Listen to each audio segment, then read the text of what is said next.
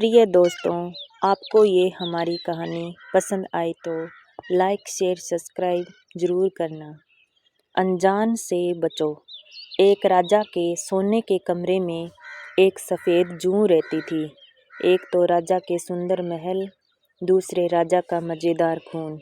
जूं को भला क्या चाहिए था। महलों में रहने वालों का जीवन तो वैसे ही सुखी होता है। एक दिन किसी प्रकार उस कमरे में एक खटमल घुस आया।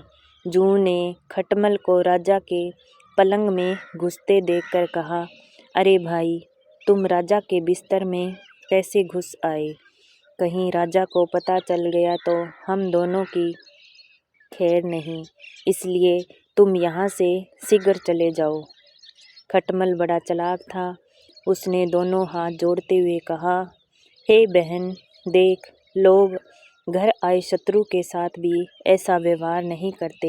कहा भी गया है, उसे आदर सहित बिठाया जाता है और उसका कुशल क्षेम पूछा जाता है। विद्वानों द्वारा गृहस्थियों का यह धर्म कहा गया है और मैंने आज तक अनेक प्रकार के छोटे बड़े इंसानों का खून पिया है, जिसमें खट्टा मीठा कड़वा सभी प्रकार के खून थे, किंतु आज तक मैंने किसी राजा का खून नहीं पीकर देखा। यदि तुम कहो तो कुछ दिनों के लिए तुम्हारा मेहमान बनकर राजा के खून का आनंद ले लूं। खटमल की मीठी मीठी बातों में जूं आ गई। उसने कहा, देखो भाई, मैं इस राजा का खून बड़े ही विचित्र ढंग से और प्यार से चूसती हूँ, इसलिए तुम्हें भी इतनी ही होशियारी से काम लेना होगा।